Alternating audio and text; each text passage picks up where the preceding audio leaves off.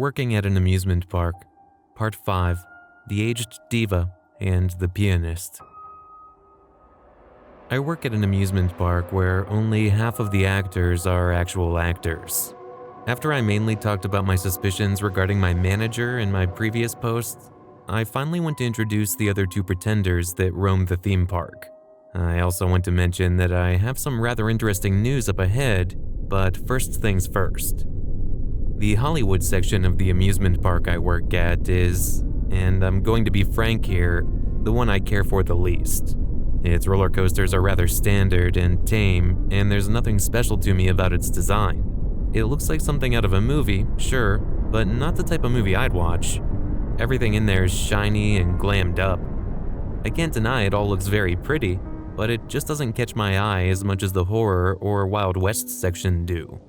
I will begin with the pretender from the Hollywood section I first came into contact with, the Aged Diva. She's a tall, slender older woman dressed in one of these sparkling dresses out of the 50s or 60s from the looks of it. She wears black silk gloves and is always holding one of those long, slim cigarettes. She is the most articulate out of all the pretenders since she can actually talk in full sentences. The problem is that the only times she makes use of this ability are when she is thanking people for getting complimented. When she does talk, she repeats herself a lot, and her words sound like they were recorded prior to the conversation, if that makes sense. Flattery matters a lot to her. She reacts very friendly when praised. However, when she is being insulted in any way, things can get interesting. I've seen it happen a few times. Personally, I think she gets offended way too easily, but of course I would never say that to her face. Hell, even I've managed to accidentally trigger her a couple times. Let me give you an example. I was just strolling around her part of the park during break time. I had changed into my daily wear and just bought myself some ice cream when I noticed her standing nearby. I was not in my costume, so I wasn't sure she'd recognize me as a park employee, but I thought I'd try and talk to her anyways since I'd not gotten much opportunity to do so up to that point. I had already met her assigned actor Oliver, an enthusiastic, friendly guy who had told me all about the Aged Diva, that she could actually talk, but only really reacted to compliments and so on. Obviously, I wasn't going to pass up this chance to get to know her, so I walked up to her. Smiling politely, I greeted her. Hello. It's very nice to finally meet you.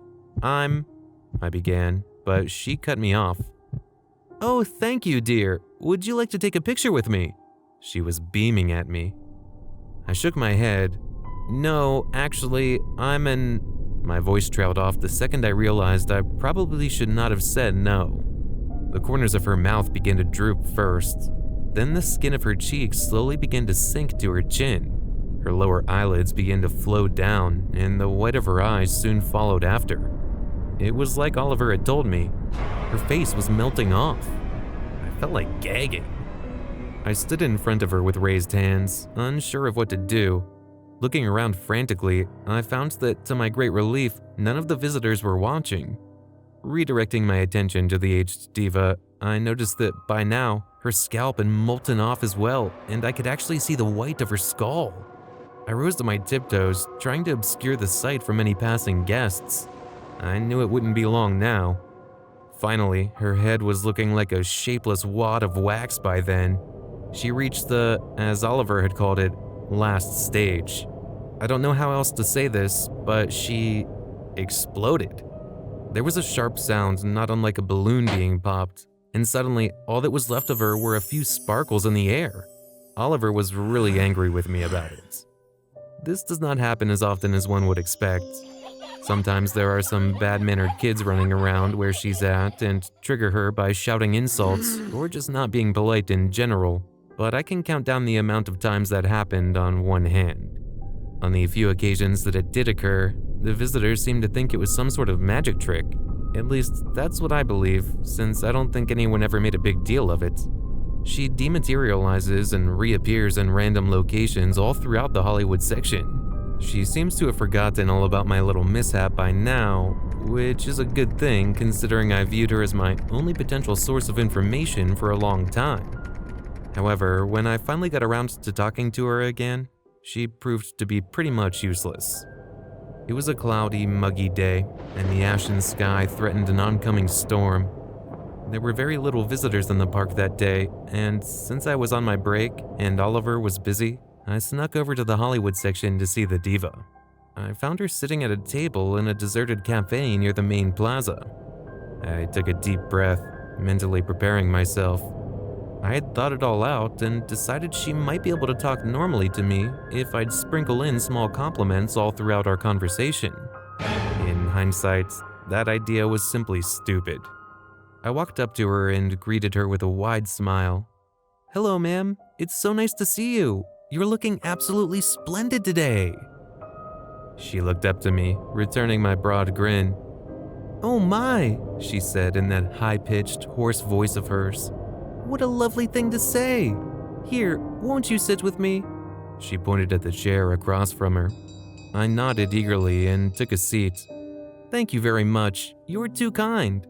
So, ma'am, I've been wanting to ask you some questions I believe only you are able to answer."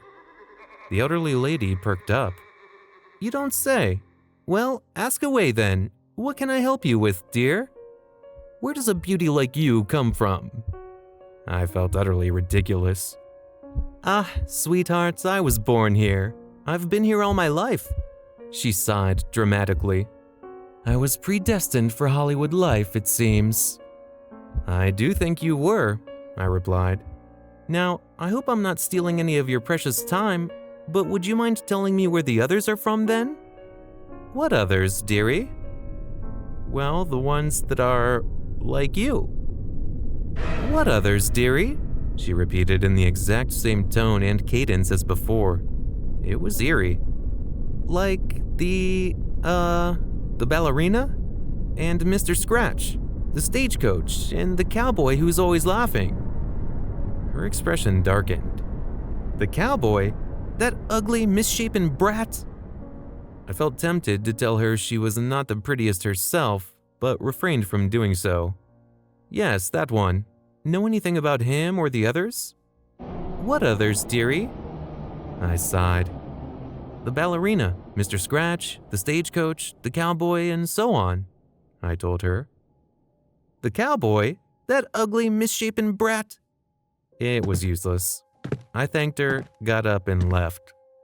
I've come to the conclusion that I will probably not be getting any answers from the pretenders themselves, but I won't stop trying. The other pretender from the Hollywood section is a bit more strange than the diva, although he looks just as inconspicuous at first glance. We simply call him the Pianist. The Hollywood part of the theme park is home to a lot of restaurants, ice cream parlors, and the like. That's because it is closest to the entrance of the park itself, meaning that no matter which section the visitors go for first, they will pass tons of little establishments emanating the alluring sense of food and candy. In one of the largest, prettiest restaurants, there's a small stage with a piano on it. And that's where he sits, all day, every day. He reminds me a lot of the Sugar Plum Fairy, since he never does anything else but play that piano. However, he is a little more extreme about it. The pianist cannot be locked away at night. In fact, he cannot be moved from the stool he's sitting on at all. He looks to be middle-aged and wears a white tuxedo. He's always smiling and usually never even looks up from the keys of his instrument. There is a tip jar on the piano though, and whenever one of the visitors throws a coin into it, he looks up at them, smiles, and thanks them. The pianist is definitely one of the more mysterious pretenders. He might seem harmless, but he's more of a threat than he's letting on. His assigned actress is Caroline. She's sweet, but I'm not as close to her as most of my other co-workers like Maxine, Anne, or Darius. Her costume resembles the outfit of Audrey Hepburn in Breakfast at Tiffany's. While one might think she wouldn't have a lot of work with her not actor since he doesn't need to be locked up or closely observed, she does have one very important task. Every day at 3 p.m., Caroline has to go up to him and ask him if he needs anything, to which he will always respond with the same exact words. "No thank you, dear." For a long time, I didn't understand what was so pressing about this matter. It was not until I had the chance to have a longer conversation with Caroline in this same restaurant that I got an idea of why she took a responsibility to do this seemingly futile chore so seriously. It's not about him actually needing anything, she explained to me. It's all about the question itself. When I started working here, Dale stressed that I can never be late with it. Every time someone fails to ask him, somebody in the park dies. I remember perking up. For real? She nodded, a stern look on her face. That's what Dale says at least, but I'm not going to take any chances, especially since he told me what happened the last time someone didn't ask him in time. She leaned across the table we were sitting at and added in a lowered tone. The guy before me forgot one day. He was 5 minutes late, but that was already enough. During these 5 minutes, a man had suffered a heart attack riding one of our roller coasters. Of course, the actor was fired. I frowned. Couldn't it have been a coincidence? No way. It's happened twice before that too, you know. It was always during the time in which the assigned actor of the piano player failed to show up, and it was always a heart attack. I think the first time was a lady on the Ferris wheel. Does that sound like a coincidence to you? No healthy person will just get a heart attack all of a sudden, let alone on something as harmless as the Ferris wheel. I had to admit it made sense. Looking over at the pianist who was sitting on his stage and playing as always, I got a weird sinking feeling in my stomach. He suddenly seemed a lot less innocent than before. I mentioned that I had something interesting to tell you before, and I think now is the time to do so. Ever since my conversation with Dale yesterday, I've been thinking about how he was protecting his precious notebook from my curious eyes.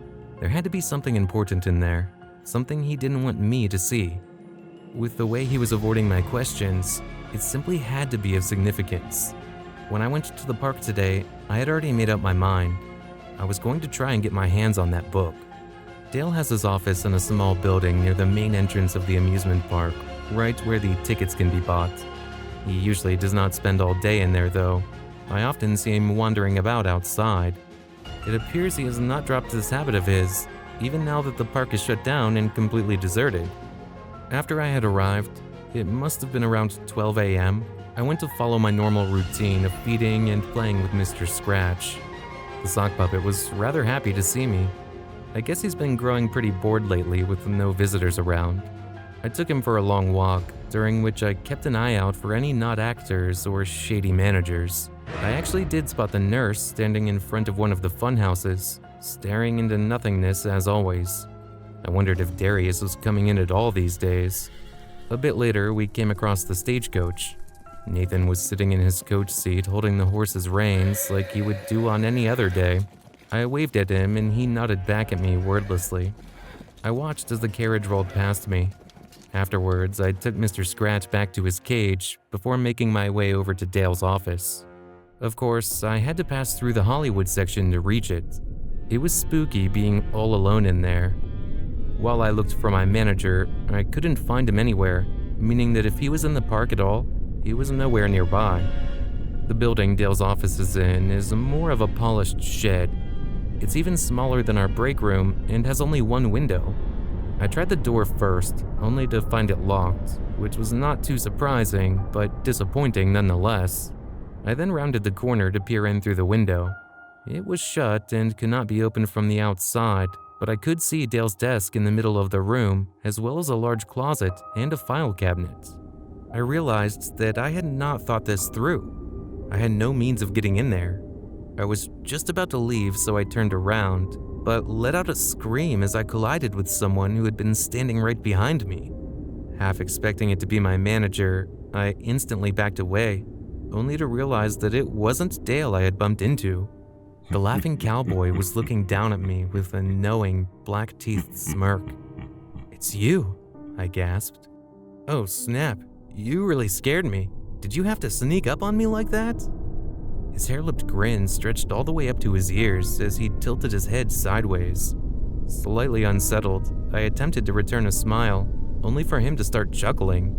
Black, thick saliva dripped from the corner of his mouth. "What are you doing here at all?"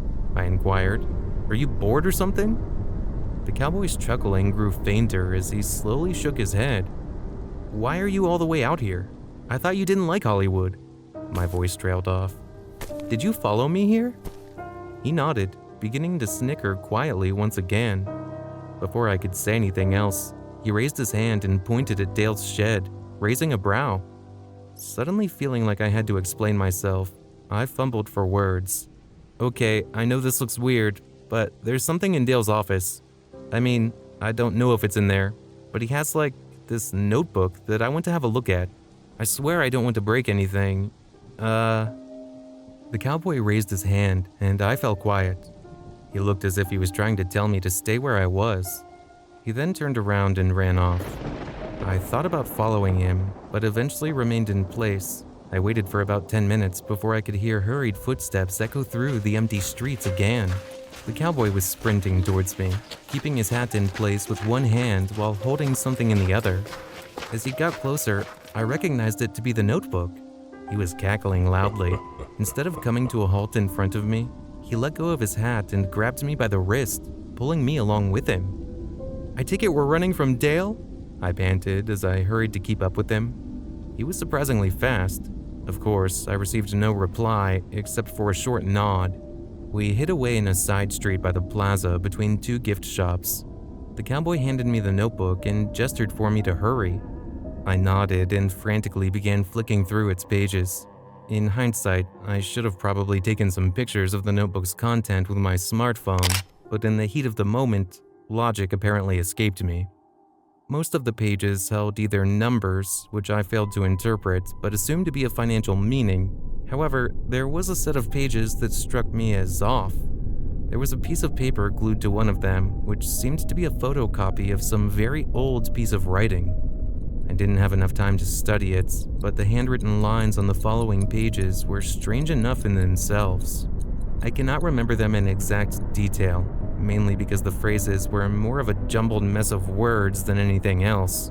One sentence, however, kept reappearing throughout and burned itself into my memory. "We who now claim ownership of this land are aware of and willing to pay the price."